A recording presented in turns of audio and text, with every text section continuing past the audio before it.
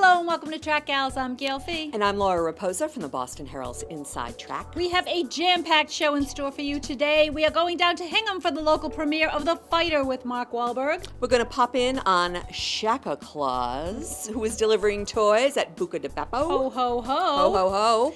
We've got the latest on Steven Tyler and the American Idol crew. We've got more news on Tom and Giselle, and of course our big story of the week. So don't go anywhere. You are watching Track Gals. I'm Gail Fee. And I'm Laura Raposa. We're a couple of suburban housewives. We do what you do. We cook, we do laundry. We drive the kids around, help them with their homework, and in our spare time, we write Boston's hottest gossip column. The Boston Herald's Inside Track. And now you're watching Track Gals. Gail and Laura back here at the Track Shack with our jam-packed show for the week. We headed to Hingham for the local premiere of The Fighter, Mark Wahlberg's big film about Irish Mickey Ward, the Lowell boxer, his brother Dickie Eklund, and there's all kinds of Oscar buzz, both for the film, the director, and Christian Bale, who turns in quite a performance as the crack-addled brother of Dickie. Irish Mickey Ward. Okay. Now, can we discuss the accents just for a second? Well, yeah, that's what we really care about. Yeah. Who can pull off the really Boston accent? We know Mark can. Mark can. Okay, and he actually had to help Amy Adams along because she needed a speech coach. She plays his girlfriend in the movie. You think I could have a career as a Boston accent speech coach? I think you could. Absolutely. I think so too. Absolutely. I can park the car anywhere I want. Sadly. And she does, by the way. The Hollywood guy that I think had the best Boston accent in movies that have come out recently, Jeremy Renner in The Town. I would respectfully disagree with you, my friend, because nobody... How strange. Nobody can top Amy Ryan. Oh. In Gone, Baby Gone. Ooh. She was wicked pissa. She had it nailed. But I liked Blake Lively in The Town because she didn't work with a speech coach. I didn't like her that No, much. I liked her because she worked with what the do you know? You're Charlestown from Rhode girls. Island. No, I don't really know. But I all worked with you all day. All I could think of was Serena van der Woodsen from New York. Well, we can fight about this all day long if yes, we want, could. Laura, but let's go to Hingham instead and look at Mark Wahlberg and his abs. Look, Mick, nobody's got heart like you. You're a very talented fighter. I want to give you a real shot. Make one last run at this thing before it's too late. What about my brother? He's taught me everything I know. I can't do it without him. With all due respect, he's too much trouble. Tell me about why you wanted to do this movie. Well, because I think, every boxer has a story, in my opinion, worth telling on the big screen, small screen, a book. But Mickey was, one of my heroes growing up, and I just thought it was such a compelling story. It would be so inspiring, to overcome everything that they had to face growing up.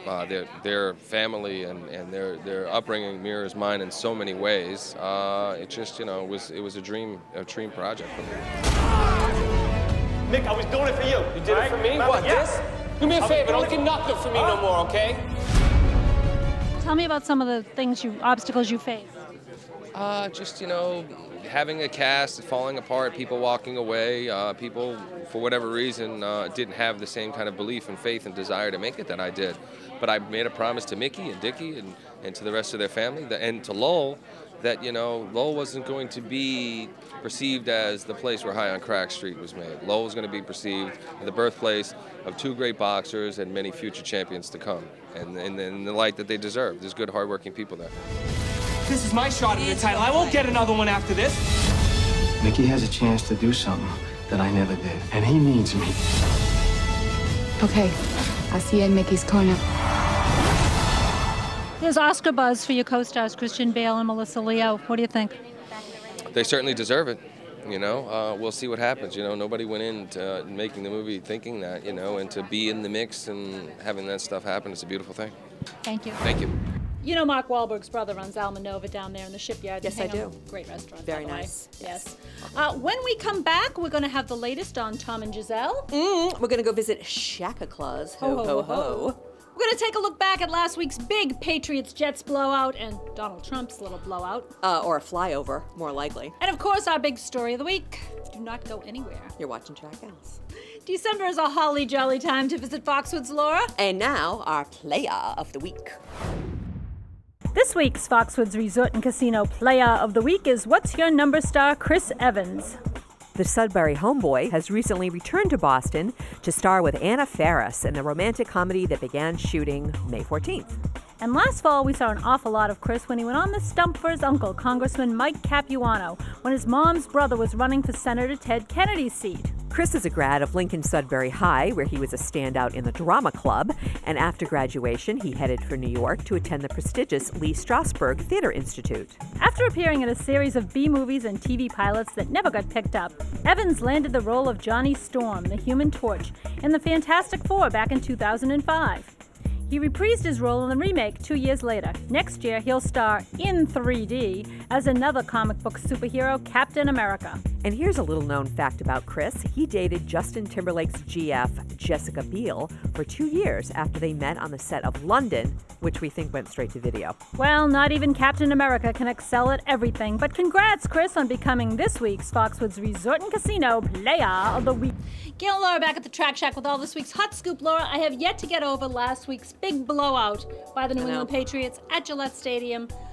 Blew out the Jets 45-3. Meanwhile, the wind was blowing out Donald Trump's comb-over. Which was more like a flyover. Like, let's face it. Yeah, I don't know what was going on with that hair. What was going on? It was standing up. It was going like this. It could have caught a pass, actually. It was more that airborne than Danny Woodhead. Oh, look at you.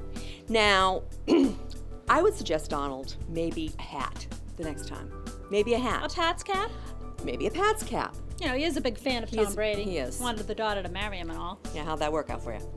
So many people were just enthralled by Donald's hair and its performance. It was like an aerobic exercise. It really was. It was vertical, it was horizontal, it was shimmying, There were YouTube dancing. videos. There were YouTube videos of Donald's hair flying around, and that they had like 20,000 hits on YouTube. In the first day. In the first day. 7,000 by the fourth quarter. By the fourth quarter.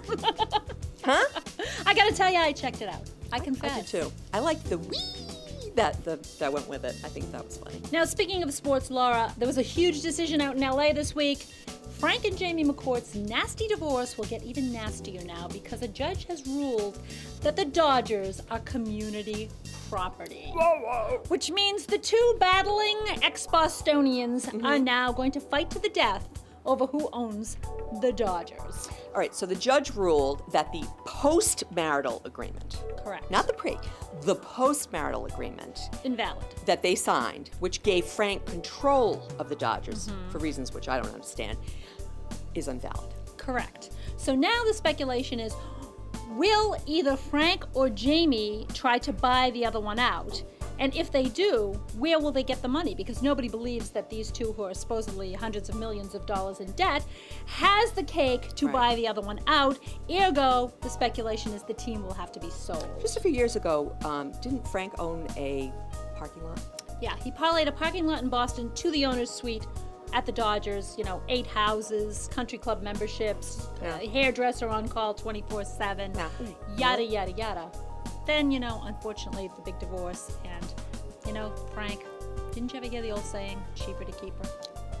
On a happier note, there are a few athletic types who are filled with the holiday spirit and goodwill. Like Shaq and his girlfriend, Nicole Hoops Alexander, who made the scene at Buca de Beppo in Dedham the other night to present gifts to the children. It was shaq-a-clause. He was shaq-a-clause. Why do they call him shaq-a-clause? Because his mother made it up, actually, so back sweet. in '92. Yes, Mrs. Shaq. Mrs. Shaq. Mom Shaq. Mrs. Claus. Mrs. Shaq-a-Clause, Mom.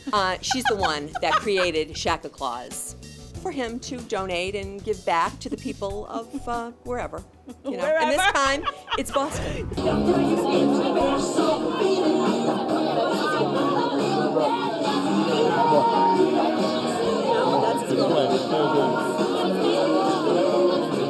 Today I'm here with the kids from the Boys and Girls Club of Roxbury. We're handing out some toys that was provided by Jax. Playing a little Michael Jackson game that was designed by Ubisoft.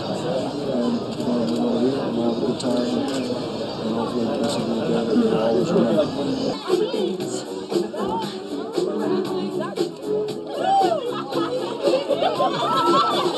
I was doing a little dance and I just seen a lot of sparkles come out of the sky.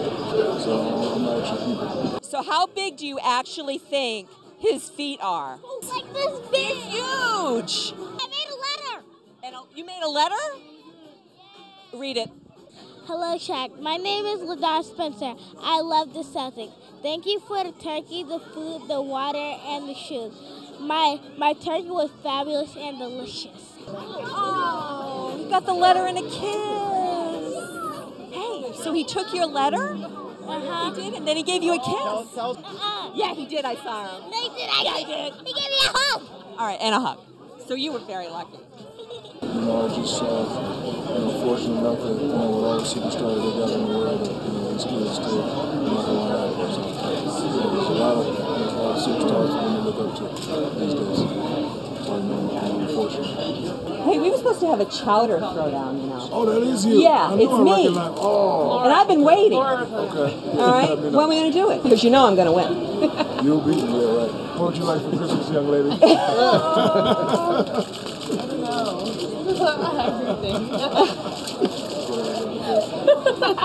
Okay, so you saw it. The chowder throwdown is on. What the hell are you doing? The Dougie. Doug Flutie? No, not Doug That's Flutie. more like this. No. It's the kids were doing it with Shaq because they like Shaq because he can do the Dougie, I'm told. Dougie who?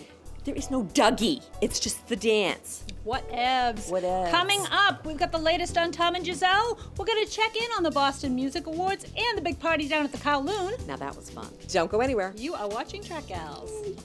Gail and Laura back here at the Track Shack with all this week's hot scoop. Laura, Tom Brady and his lovely wife Giselle Bundchen threw an Oh-So-Swish party at Oh-So-Swish Les Spalier the other night. Yes, we weren't invited.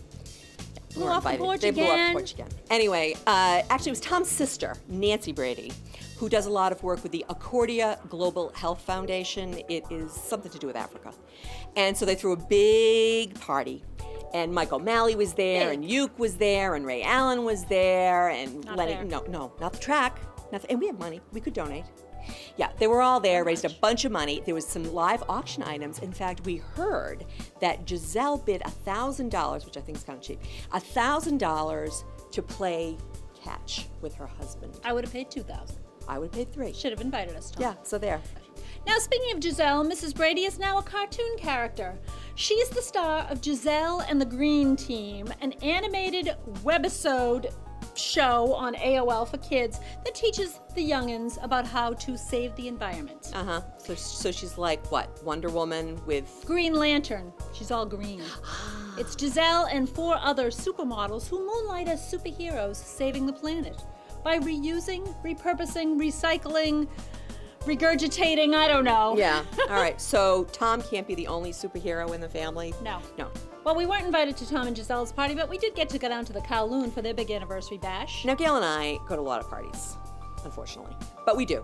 But I have to say, I had a lot of fun at the Kowloon's 60th anniversary party, which starred Tavares.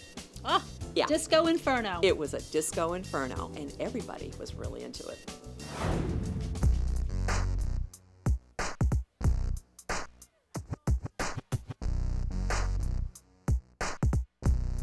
Hey, it's Laura Raposa from Track Gals TV. I'm here at the Kowloon with the best Kowloon customer ever, Dan Annelman. Actually, my dad's #1. I'm like, well, I don't want to say I'm #2, but I'm in the top 10. 60 years at the Kowloon, and who do I run into? Your boyfriend. That's Freddie. That's me. That's Freddie. I like to say that I'm an honorary track gal. You actually are. Thank you, ladies. Where's Gail tonight? She's not here. I want to...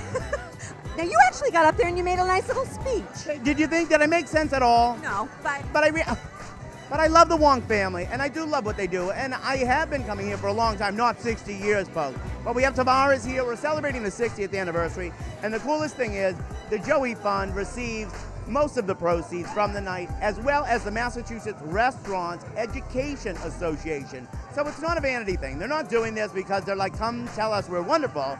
They're doing it because they are wonderful. And we have Tavares in the house, which I'm psyched about.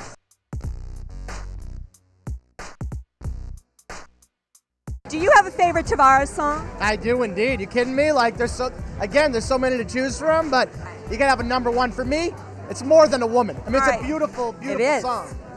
You want to sing a little bit for me here? Falsetto and everything? Falsetto. More than a woman, ooh, more than a woman to me, more than a woman. Right? That one. What would you sing for me if I asked you right now? Right here on the spot? Yeah. It only takes a minute, girl. Join in to fall in love. Here's a penny for your thoughts, a nickel for a kiss, a dime if you tell me that you love me. I love you, girls. That's so sweet. More than a penny? Well, look, you got change for a nickel? Thanks. Well, you really burned that mother down, didn't you, Laura? Oh, yes, I did. When we come back, we're going to have our story of the week. And we visit the Boston Music Awards, a party that we were invited to, Giselle. And we went. Don't go anywhere. Yeah, you're watching Track Gals. Gail and Laura back at the Track Shack with our story of the week. Is that a vuvuzela? It is a vuvuzela. Steven Tyler and the rest of the American Idol gang were back at it in La La this week. You know, he's got Jennifer Lopez and Randy Jackson, who lost about 300 pounds, by the way. Yeah, the operation. Yeah, I'm sure he did. Yeah, the operation. Had Hollywood Week this week, where they take all the kids that came from all around the country, bring them out to Hollywood, and then send half of them packing. That's very sad. That's very sad. So we've seen a few outtakes, and Steven generally looks like he's sort of coherent. All right. Sort of making sense. Okay. And seems, you know, to be giving the kids encouragement, which is nice. That's nice. However, they had, you know, the a cappella rounds where they get to sing without instrumentation again. Because that's a cappella. Yes, it is. Yes. And then they did the solos and group performances, and by the time the week ended, they were going to cut it down to 40 contestants. And did they?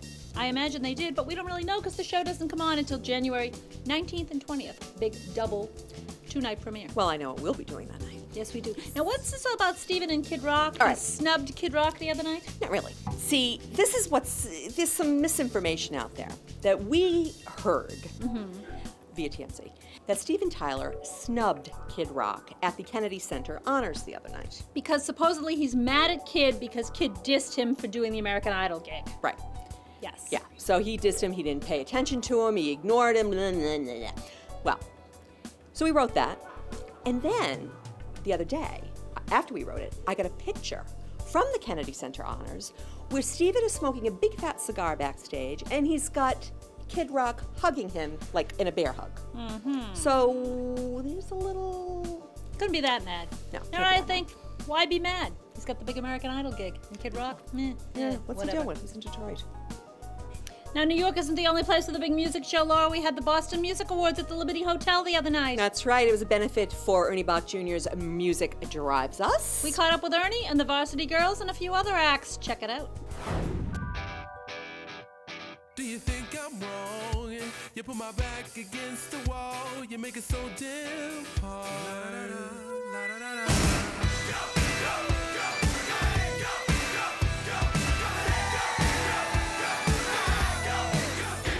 We're here at the 2010 Boston Music Awards at the Liberty Hotel with Ernie Bach Jr. Ernie, tell me a little bit about why you're here tonight. Well, I'm here to support the Boston music community, and all proceeds to this year's Boston Music Awards goes to Music Drives Us, and it's at musicdrivesus.org. Please donate. Is there anyone that you are looking forward to seeing tonight? Sure, the Varsity Girls, Johnny A. There's so many great bands. It's going to be really cool. I'm here with the Varsity Girls. What are you expecting from this evening? We're going to be performing in a little bit, and basically we're just excited, and we're congratulating all the nominees, and we're hoping, fingers crossed, that we win the Best Pop and R&B Artist. Well, I'll cross my fingers too. And the Blues Artist of the Year is Johnny A. We're here with Johnny A. Congratulations, you just won the Blues Artist of the Year. How does it feel? It's great. It's nice to be involved. I've been in the music community in Boston for a long time, so it's nice to be recognized. Everybody likes to win, so. Is there anybody in particular that you were really excited to see? Well, I'm spending my time trying to get to the bar, to be honest with you. How does it feel to be the winner, Artist of the Year today? I feel really grateful. There's so many different kinds of artists in Boston, and so many different niches, and I feel humbled in the face of so much talent. We're here with Chip Reeves. Chip, this event is always exciting, always fun. What's different this year? Well, we added a little more music. We tried to include more rooms in the Liberty Hotel. We did it here last year, and it was a big hit. So we thought we'd do it again here, and I think it's been great.